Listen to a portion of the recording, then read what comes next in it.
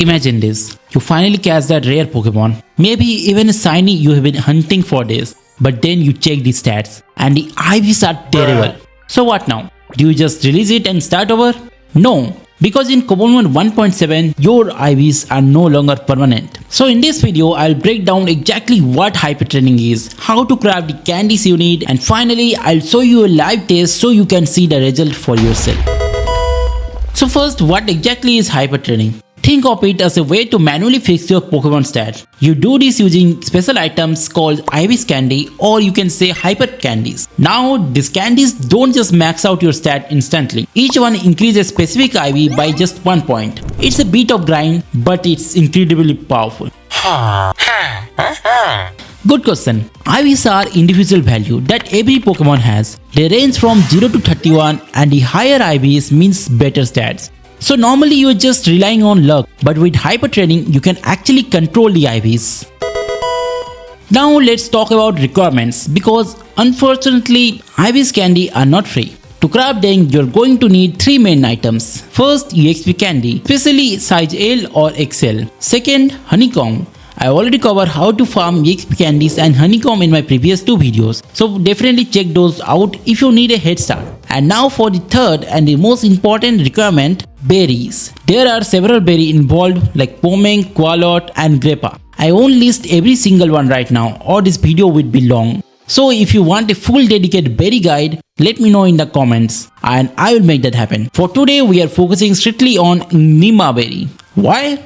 Because once you master the Enigma Berry, you will understand how the entire system works. But hey, if you already know your berries, feel free to skip ahead using the timestamp below. Now let's look at how to get Enigma Berry. Don't worry, it's look like a lot, but it actually just a simple chain of steps. So step 1. Start with an orange berry. Mix it with any basic berry like a pecha or roast to get lump berry. Step 2. Take another orange berry. This time mix it with a berry like ras or pineapple to get a lepa berry. Step 3. Combine that lump and lepa berry together. This gives you a hopo berry. Finally, take your hopo berry and mix it with any berry from the list on your screen. And there you go. You finally have the Enigma Berry. To keep it simple, just remember that orange berry give both lepa berry and lump berry, and those lump and lepa berry makes hopo berry, and hopo makes Enigma. That's it. So if you need to see that again, feel free to pause the video or use the timestamp to go back.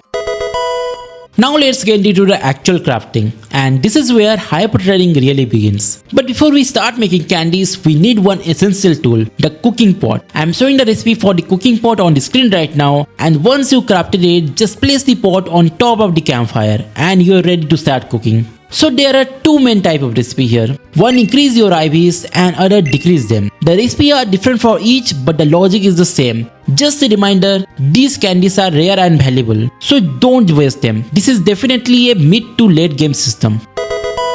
First, let's look at the IV increasing candies. There are 6 types in total and each one boosts a specific stat by exactly 1 point. We have health for HP, mighty for attack and tough for defense. Then there's smart for special attack, courage for special defense and finally quick for speed. Now how do you make them? So to craft a single candy, you'll need 4 honeycomb, 4 berries of same type and 1 EXP candy L. For example, use pomeng berries for HP or tomato berries for speed. So you have to match the berry to the stats you want to increase. But here is a pro tip. If you use an EXP candy XL instead of L, you'll get 3 candies at once. It's much more efficient, so always try to use the XL version if you can. Now let's talk about IV decreasing candies. Just like the others, there are 6 types and each one lowers specific stats by 1 point. At first this might sound useless, like why would you ever want to reduce your stats? Well, it's actually very important for competitive play. For example, in trick room teams, slower Pokemon actually move first. In case like that, having a lower speed is a huge advantage, and that is exactly why this candy exists. To make this, the recipe changed slightly. Like instead of honeycomb, you'll need Enigma Berry that we talked about earlier. And this is why Enigma Berry are so important for the system. The rest of the process is the same. You still use berries and EXP candies. Just remember, these candy are situational. Only use them when you have a specific competitive build in mind. And since you are making different type of candies, you might worry about mixing them up. But don't worry, there's a simple visual trick to tell them apart. So take a look at the stripe on the candy. IV increasing candies have 3 stripes that point upwards. On the other hand, IV decreasing candies only have 2 stripes and they point downwards. Just think of them like arrows, up for a boost and down for a drop. So once you have remembered that, using this system is incredibly easy. So now that you know how to identify them, let's actually test this on a Pokemon and see how it's work in real gameplay. Now let's test this system on an actual Pokemon, and for this demonstration I am using Shiny Greninja. So first take a look at his stats. You can see that while some IVs are decent, his speed and attack are definitely lacking. So instead of giving up on this Shiny, we are going to fix him right now. Now since I want this Shiny Greninja to be a fast attacker, so I am going to use Quick Candies for his speed and Mighty Candies for his attack. So I will use one candy first, and there you go. The stat jumped by exactly 1 point. But we are not stopping here though. I am using a few more to really show you the difference. As you can see, the process is step by step. It doesn't make your Pokemon perfect instantly, but it gives you a total control over the final stat. So let's continue it.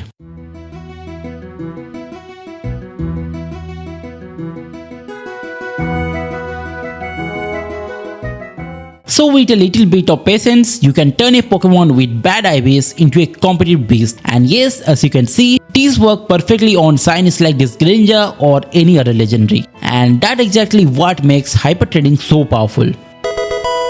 Now some important advice. So don't just use hyper trading on every Pokemon you find. Since these candies are so valuable, save them for the big one like Shinies, Legendary or your main competitive team. So to make sure you don't waste your hard work, here are 2 big mistakes to avoid. First, don't confuse IVs with EVs. They are completely different systems, so don't get them mixed up. And second, don't waste your candy on random Pokemon you won't use later. Since you can already use mints to fix a Pokemon nature, hyper trading is the final piece of puzzle to make your Pokemon perfect. So always take a second to think before you use your candies. It will save you a lot of time in the long run. So there you have it.